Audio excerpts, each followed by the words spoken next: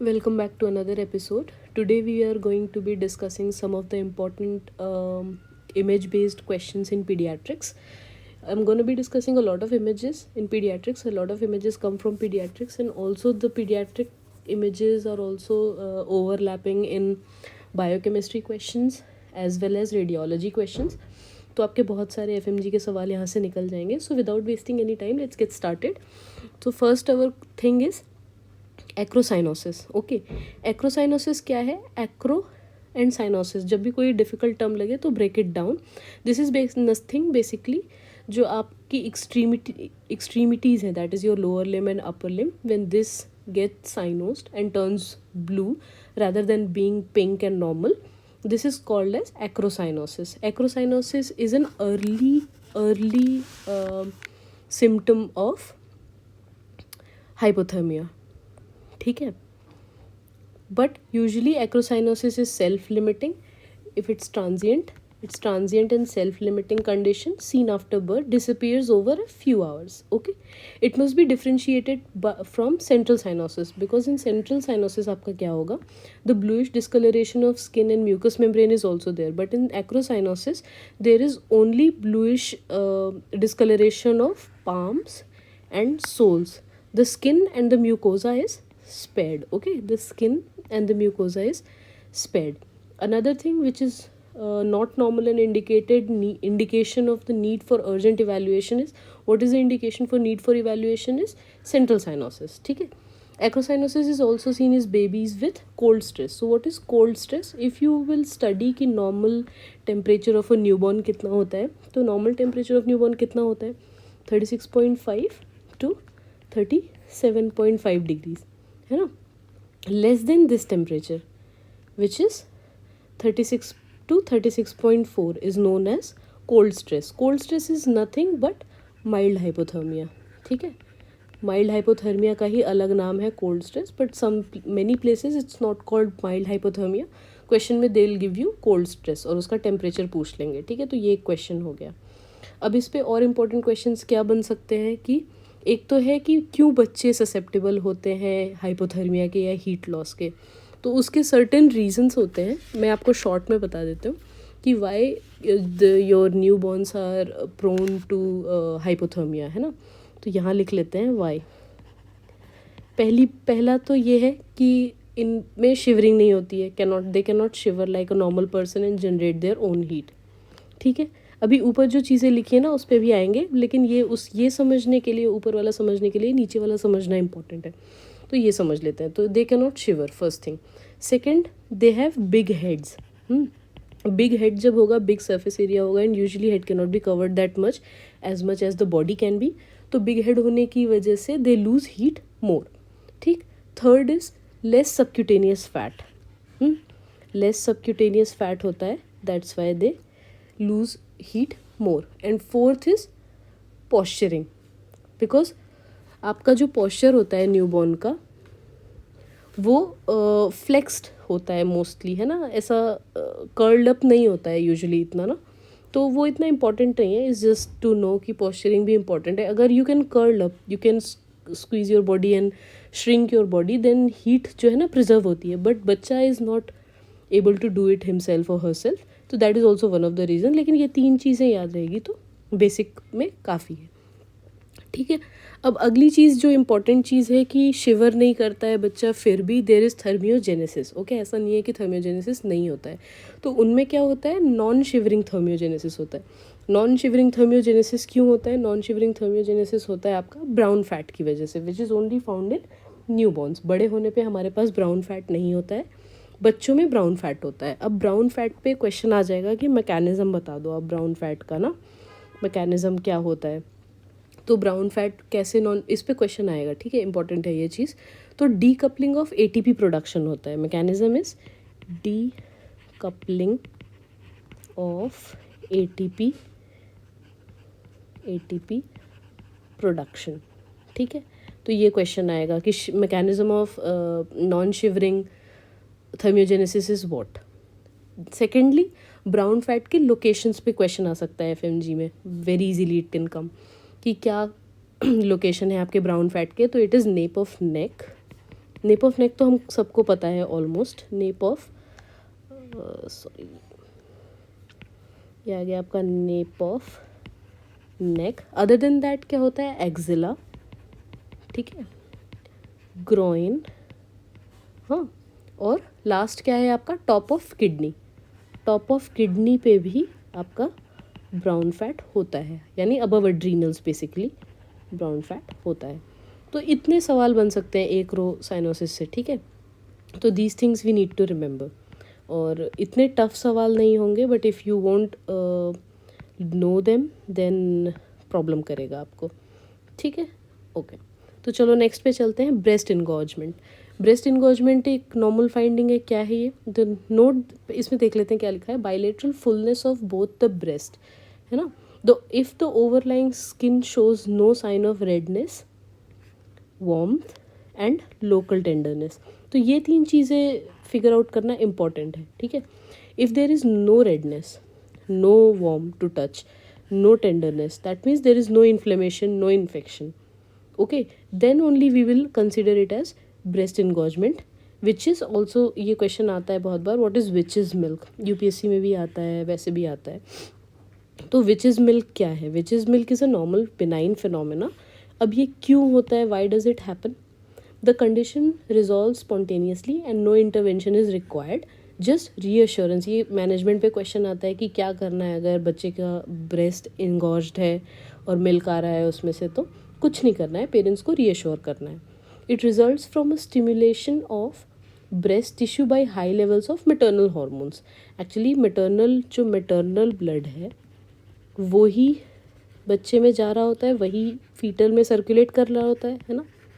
तो जो maternal hormones हैं वो भी तो बच्चे में सर्कुलेट कर रहे होते हैं अगर बच्चे में सेम ब्लड जा रहा है तो। So because of those maternal hormones, right, maternal hormones की वजह से आपका ये फीचर्स बच्चे में दिखते हैं। कई बार वेजाइनल डिस्चार्ज भी दिखता है, कई बार ब्रेस्ट इनगॉर्जमेंट भी दिखता है, कई बार आपका मिल्किंग भी दिखती है जिसको हम विचेस मिल्क कहते हैं, ठीक है। So these are all normal phenomena. जैसे ही बच्चा कुछ टाइम का हो जाता है, एक हफ्ता हो जाता है, 4-5-6 दिन के बाद बच्चे में ये सब दिखना अपने आप कम हो जाता है, रिजॉल्व हो जाती है ये चीज़ देख लीजिए आप, क्या है, मसाज और स्क्वीजिंग द ब्रेस्ट और निपल्स इज़ नॉट रिकमेंडेड, ठीक है। This is not recommended, let it be, जो है let it be, because it is a self limiting condition, it is because of the maternal hormones, वो अपने आप ठीक हो जाएगा। इफ़ यू मसाज और squeeze out the nipples, then that may lead to a breast infection and that could be a problem for the kid. तो कुछ नहीं करना है, all you need to do is reassure, ठीक। Let's go to next. Very important thing is capillary refill time. What is capillary? यहाँ देखो क्या हो रहा है, ये देखो ऐसी एक इमेज दे देंगे और उस पर सवाल दे देंगे, ठीक है। The picture shows capillary refill time, also known as in short CRT, being assessed by blanching of the skin following gentle digital pressure over the sternum. अब बच्चे का कैसे देखना है, आपने थंब लगाना है, प्रेस करना है। Such blanching usually recovers within 3 seconds. Blanch press करना है, ब्लांच हो जाएगा, हटाना है थंब और देखना है कि कितने टाइम में ब्लांचिंग इज डिसअपियरिंग। तो it should recover within 3 second and it's considered normal. अगर 3 सेकेंड में रिकवर हो रहा है then it is normal. If this blanching extends beyond 3 seconds, है ना, मोर देन 3 सेकेंड्स अगर जा रहा है, then it suggest poor perfusion and is one of the signs of shock. Shock जो है आपका पीडियाट्रिक्स हो, सर्जरी हो, जितनी भी इमरजेंसी मेडिसिन वाले टॉपिक्स हैं ना, these are all important for all the exams, specially FMG में भी बहुत क्लिनिकल क्वेश्चंस आते हैं, बहुत रिलेवेंट क्वेश्चंस आते हैं डे टू डे सिनेरियोज पर से। तो शॉक बहुत इंपॉर्टेंट है, शॉक अच्छे से पढ़ के जाना, ठीक है। अब now come next, assessment of CRT is an integral part of newborn assessment for perfusion. All right, CRT neonates is best assessed over the central area like sternum, है ना। तो कहीं और नहीं प्रेस करते हैं, दिस इज एक्सेसिबल और proper area to assess. Sternum पे आप थंब रख के प्रेस करके देखोगे। It is not assessed over extremities as it may be influenced by environmental temperature. All right, तो बेस्ट लोकेशन क्या है, स्टर्नम पे, central area. Normal perfusion time क्या है, नॉर्मल रिफिलिंग टाइम क्या है, 3 सेकेंड्स। अगर 3 सेकेंड से ज़्यादा लग रहा है तो consider it is a sign of shock and do further evaluation, ठीक। नेक्स्ट, वेरी वेरी इंपॉर्टेंट, हर एफएमजी में या हर एग्ज़ाम में, हर दूसरे तीसरे एग्ज़ाम में आता है, कैपिट सिकंडम बहुत इंपॉर्टेंट है। इमेज बहुत इंपॉर्टेंट है, अच्छे से देख के जाइएगा। Note the diffuse soft puffy scalp swelling, swelling crossing the suture line. This is important. This is important. Crossing the suture line. ज़्यादा डार्क हो गया, let's make it little less dark. ठीक, crossing the suture line with variable degree of discolouration और bruising. तो crossing the suture line जो है आपका, ये इंपॉर्टेंट पॉइंट है, ये आप याद रखेंगे क्योंकि इसी पे क्वेश्चन बनते हैं। Caput is present at birth unlike cephalhaematoma. हमेशा कैपिट जो है आपका वर्सेस सिफेल आता है, ये ऐसे ही याद करना है, कैपिट वर्सेस सिफेल आता है। ठीक है, कैपिट का क्या है आपका सीन की कैपिट कैन क्रॉस द सुचर, लिख लो यहीं, cross suture. This can not cross the suture. ठीक है, इसके नीचे क्या होता है, फ्लूइड होता है मोस्टली कैपिट सिकंडम में। इसके नीचे क्या होता है, ब्लड होता है यूजुअली। ठीक है, वो हम अभी आएगा जब इमेज सिफेल हेमाटोमा का तब पढ़ेंगे। ये यूजुअली क्या होता है, एट बर्थ होता है ना। Cephalhaematoma appears in 24 to 48 hours after 48 hours after birth. तो these things we learn. Cephalhaematoma का भी इतना स्ट्रेस मत लो, कैपिट पे ध्यान दो। नो टेस्ट्स और treatment is necessary. Caput usually subsides spontaneously within few days. तो कैपिट के लिए स्ट्रेस नहीं लेना है, that goes away itself. Next, what are feeding cues. ये एक अच्छा क्वेश्चन है जो आ सकता है, आई थिंक अभी तक नहीं आया है but definitely can come. Note the mouthing, getting hands fingers to face and mouth with lip smacking movement, which are the cues to signs of hunger. These are signs of hunger. जब बच्चा भूखा होगा तो क्या करेगा, lip smacking करेगा, fingers to face and mouth करेगा। ठीक है, ये सब सिली सवाल में भी अभी लग सकते हैं but these are not silly questions, trust me. वो 4 ऑप्शन बना के आपको देंगे कि which one of the following is not a sign of hunger in newborn, और तब उसमें बहुत कन्फ्यूजन होगा अगर आपने नहीं पढ़ा होगा तो। These are associated with periods of alertness and wakefulness with drooling at times. Cry जो है is a late and last sign of hunger in newborn. ठीक है, तो they'll ask कि early question बना लेंगे, early signs of hunger are except, है ना, उसमें डाल देंगे finger to mouth, lip smacking, है ना, और क्राइंग भी डाल देंगे। तो आपको लगेगा क्राइंग तो अर्ली है ही, क्राइंग बच्चे को भूख लगेगी तो वो क्राई तो करेगा ही, बट तब आपका सवाल गलत हो जाएगा। But because crying is not an early sign, crying is last. Crying क्या है, last sign and late sign of hunger.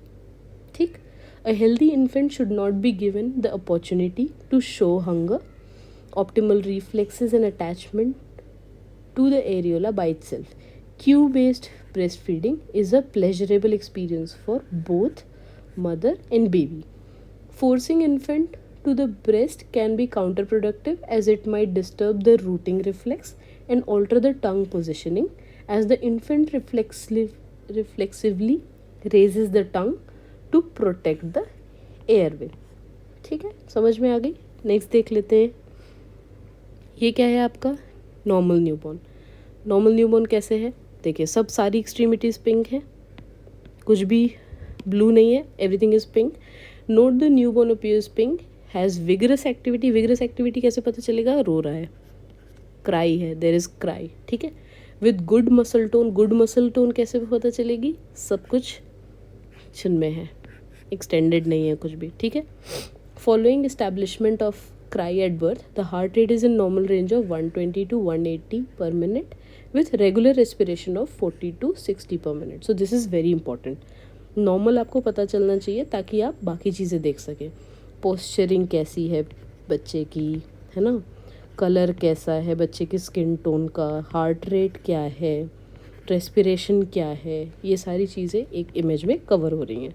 Image based learning is always easier, क्योंकि ऐसे 10-20 पॉइंट लिख के रट्टा मारना मुश्किल होता है, but when you see a picture, pictographic memory stage for longer time, तो रिविजन में भी ईजी होता है. That's why we are doing this and I think it will be helpful for every. Okay, next let's read next what's written. The cord is clamped and cut at birth. The newborn given straight to the mother for skin to skin contact. इन सब चीज़ों पे बहुत focus करते हैं FMG में. Skin to skin contact to establish breast feeding. The essential care for all newborn at birth includes helping to breathe, maintaining temperature, asepsis care, exclusive breastfeeding within first breast. When एक बहुत important question आता है, when should breastfeeding be done? हाँ, when should breastfeeding be done? और उसमें option दे देंगे within 30 minute, 1 घंटा, 15 minute, है ना. तो उसमें आपको द मिनिमम जो सबसे छोटा होगा ना, मिनिमम टाइम वाला होगा, वो चूज़ करना है. Usually what they give is ASAP. अगर ऑप्शन में एसैप नहीं दिया है, एसैप माने एज अर्ली एज पॉसिबल, अगर as early as possible option में नहीं है, तो जो मिनिमम सबसे छोटा नंबर ऑफ टाइम होगा ना, दैट वुड बी इट. क्योंकि जल्दी से जल्दी ब्रेस्ट फीड कराना is what is recommended. All newborns at birth should receive injection vitamin K 1 mg IM to prevent haemorrhagic diseases. ठीक है, ये भी बहुत इंपॉर्टेंट पॉइंट है. कितना ग्राम होता है, रूट ऑफ इंजेक्शन क्या है, which is the vitamin given immediately after birth. ये तीनों क्वेश्चन आते हैं, बनते हैं, विच इज़ क्वाइट ईजी. अगर आपको पता है तो आपको पता है, you will score good in it. ठीक है, तो let's do this much for today and we'll do more of such important images, different categories of images we'll do pediatrics में. Your pediatrics will get covered in images only ना, बहुत सारा pediatrics आपका pictures में cover हो जाता है, तो it will be easier for you to revise. Thank you so much for watching. अगर आपको पसंद आया तो please like and subscribe and spread the word. I'll be uploading such videos from time to time, so let's stay connected. Thank you.